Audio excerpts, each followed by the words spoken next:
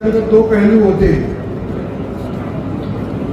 एक तो लड़ने वाला होता है और एक लड़ाने वाले होते हैं। तो जो मेरे को ये इलेक्शन लड़ाने वाले हैं वो तो तकरीबन सारे मंच के ऊपर बैठ करके मेरे लिए और मेरी पार्टी के लिए वोट मांग चुके हैं। मैं रह गया बतौर कैंडिडेट आपसे वोट मांगने के लिए आपके बीच के अंदर उपस्थित हुआ हूँ और इन रोजों के दिन आपके बीच में आऊं तो मैंने ये सोचा था साथियों से जब सलाह मशवरा किया, एक छोटी कार्यकर्ताओं की मीटिंग करी जाए और उसके बाद जब ईद होलेगी उसके बाद हम बड़े बड़े जलसे या वोट मांगने के लिए गांव के अंदर मोहल्लों के अंदर निकलेंगे। और मैं बतौर कैंडिडेट ये कहना चाहता हूं कि मेरा गुड़गांव जिला के नाम से ये लोकसभा का हल्का पड़ता है। आज गुड़गांव सबसे समृद्ध जिला न केवल हरियाणा के अंदर तो मैं समझता हूं कि उत्तरी भारत के अंदर सबसे समृद्ध जिला आज के दिन गुड़गांव है। और क्योंकि उसका कॉन्स्टिट्यूएंसी का नाम गुड़गांव है तो मैंने पहली मीटिंग वर्कर्स की भारतीय जनता पार्टी की टिकट मिलने के उपरांत ये उचित समझा कि सबसे पहली मीटिंग में गुड़गांव के अंदर करूं और वो करी। लेकिन उतना ही महत्व मैं देता हूं मेवात को और नूह को, क्योंकि हमारे मुल्क के अंदर अगर अमन चैन हमने कायम करना है तो सबसे ज्यादा संदेश देने वाला अगर उत्तर भारत के अंदर कोई जिला है तो वो नूह जिला है और मेवात जिला है। भाटी जी और मैं ये मानता हूं कि जब मेरे को उन्होंने कहा कि सबकी तरफ से ये पगड़ी और ये इज्जत तुम्हारे को दी जा रही है तो आप लोगों से सलाह मशवरा करके ये कहा होगा और नहीं कही होगी तो मैं उनकी तरफ से कहना चाहता हूं कि ये जो पगड़ी इज्जत की आप लोगों ने मेरे सर के ऊपर मांगी है, सब बिरादरी सब मजहब की तरफ से आज के दिन के ऊपर मेरे सर के ऊपर है। क्या ये मंजूर है आप सभी को? शुक्रिया साथियों। हरियाणा के अंदर 10 साल भारतीय जनता पार्टी की सरकार रही और प्रयास यही रहा कि हरियाणा के हर जिले को बराबर का हिस्से के ऊपर सरकारी संसाधन को बांट करके दिया गया।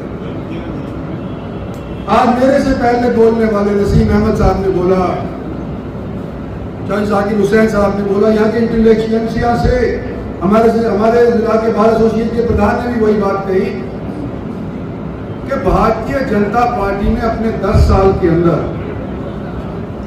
कोई भेदभाव बरतने की बात नहीं सोची और ना ही करी। इसका उदाहरण आप लोगों ने अपने आंखों सामने देखा। मैं तीसरी बार भारतीय जनता पार्टी के टिकट के ऊपर लड़ने के तौर के ऊपर आपके बीच के अंदर उपस्थित हुआ, लेकिन आपका हमसफर साथी ये पिछले 10 साल से नहीं। मैंने भी भारतीय जनता पार्टी 2013 के अंदर ज्वाइन करी थी, जो उस टाइम के अंदर हमारे प्रधानमंत्री नरेंद्र भाई को डिक्लेयर भी नहीं किया गया था। लेकिन मैंने ये महसूस किया है आज के दिन कि हमारे को मेवात के माध्यम से न केवल हरियाणा को बल्कि देश को ये दिखाना पड़ेगा कि आज के दिन भाईचारे के माध्यम से ही देश आगे बढ़ सकता है। तो मैं उम्मीद हमेशा करता है, मेवात से मैंने हमेशा उम्मीद करी, कभी कम रही कभी ज्यादा रही, लेकिन इस बार तो जो बोलने वाले हैं, जो मेरे पास मिलने आते हैं, जो साथीगण मेरे पुराने हैं, जब आड़े वक्त थे उस टाइम के अंदर भी वो कहने लग रहे कि मेवात के अंदर परिवर्तन आया। तो मैं तो इस बार पहली इलेक्शनों की निस्बत इस बार ज्यादा मैं समझता हूं कि उम्मीद करता हूं कि मेवात से मुझे ज्यादा वोट मिलेंगे। और अगर ये बात दुरुस्त निकलती है तो मेरी अल्लाह ताला से, भगवान से ये प्रार्थना है कि मुझे पहला नंबर हिंदुस्तान में नहीं चाहिए, मुझे दूसरा नंबर भी हिंदुस्तान में नहीं चाहिए, मुझे तीसरे पे लाके रख दो, मैं खुश हो जाऊं। और मेरी पार्टी खुश हो जाएगी, और किसी से ये नहीं होगा, बैर नहीं होगा भाई ये पहले कैसे आ गया हो गया। हरियाणा के अंदर आप पहले तौर केवल मुझे ला करके रख देते हैं। तो मैं ये कहना चाहता हूँ कि मैं आपके बीच में तीसरी बार भारतीय जनता पार्टी के कैंडिडेट के तौर के ऊपर आया हूँ, लेकिन आपका हम सफर साथी, दक्षिणी हरियाणा का एक बाशिंदा, हमेशा आज से नहीं पूर्वजों से भी मेवात के साथ जुड़े खड़े हुए।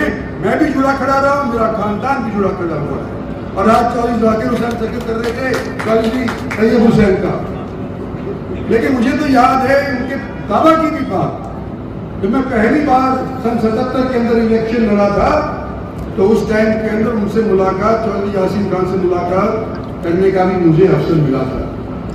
आज मैं ये चाहता हूं कि जिस तरह से आपने यहाँ के हमारे नेताओं को जो स्टेज के ऊपर बैठे समय समय के ऊपर मौका दिया है, किसी को जिला परिषद का सदस्य बनाया है, किसी का प्रधान बनाया है, किसी को एमएलए बनाया है, तो किसी को और बड़े ओहदे के ऊपर मंत्री बनाया है। आपकी वोटों से बनकर के तो ये बने हैं ना। मैं भी आपकी वोटों से यहां से जीत करके जाना चाहता हूं। मेरा ये 6वां इलेक्शन लोकसभा का है। पिछले बार अगर मैं मेवात से हारा भी था तो फिर भी जीत करके गया था, क्योंकि गुड़गांव बराबर कर देता है। लेकिन मेरे दिल के अंदर ये मुराद रह गई,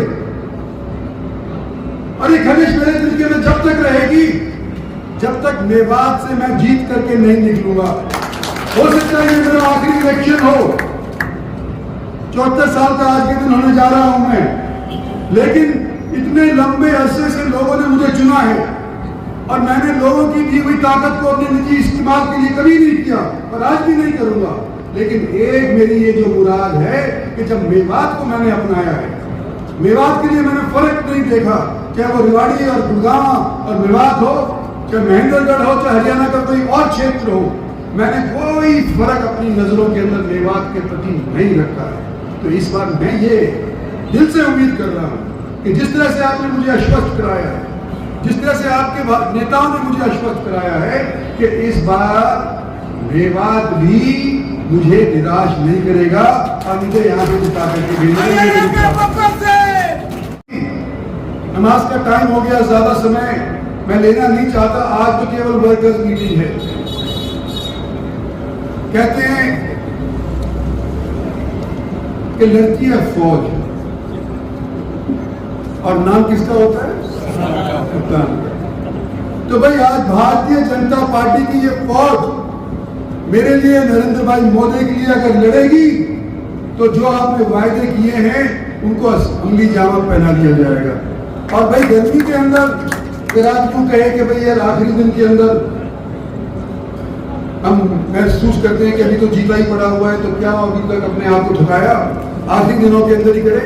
तो जैसे एक साथी ने कहा था कि दुश्मन को कभी कमजोर नहीं समझना चाहिए। मैं आपसे निवेदन करना चाहता हूं कि ईद के बाद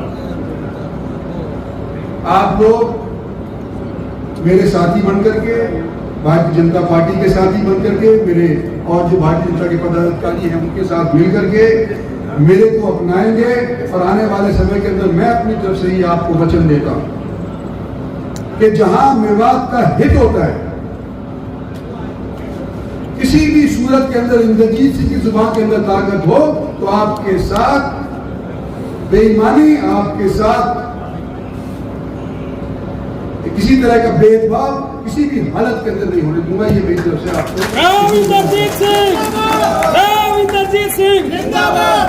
इन्हीं शब्दों के साथ आज आपसे विदा लेना चाहता हूं। भरोसे का YouTube चैनल और सच्ची खबरें देखने के लिए हमारे खबर हक टीवी को सब्सक्राइब, लाइक और शेयर जरूर करें। और हां, सबसे पहले खबरें पाने के लिए बेल आइकन दबाना बिल्कुल भी ना भूलें।